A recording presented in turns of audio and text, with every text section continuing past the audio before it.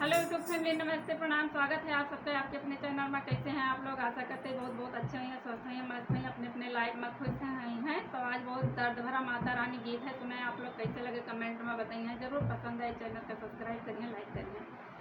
कैसे करूँ तोरी विदैया हमार मैया, कैसे करूँ तोरी विदैया हमार मैया।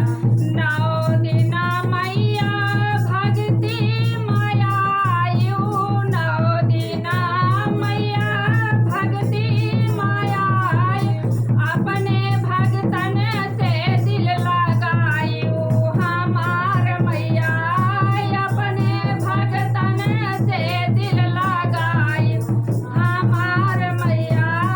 कैसे करूँ तोहरी विदाई हमार मैया, कैसे करूँ तोहरी विदाई हमार मैया। 12 महीना मैया रहिया निहारो, 12 महीना मैया रहिया निहारो, तब दर्शन तोहरा पाई हमार मैया, तब दर्शन तोहरा पाई हमार मैया।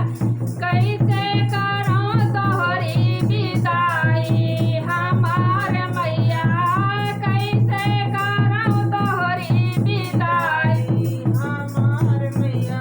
अपने भक्तन के मैया दुख दूर करेलू, अपने भक्तन के मैया दुख दूर करेलू। हर साल मैया दर्शन तू देलू, हर साल मैया दर्शन तू देलू। अगले बरस तू आयू हमार मैया, अगले बरस फिर आयू हमार मैया। कैसे करूँ तोहरी विदाई हमार मैया, कैसे करूँ तोहरी विदाई हमार मैया।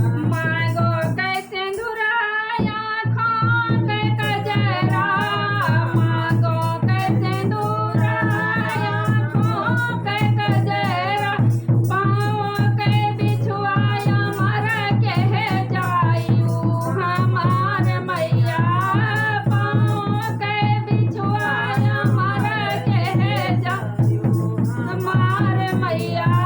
कैसे करूँ तोहरी विदाई हमार मैया, कैसे करूँ तोहरी विदाई हमार मैया। देहलू मैया गोदी के ललनवा, देहलू मैया गोदी के ललनवा, अपन मैया तू मान लेलू, अपन मैया तू मान लेलू।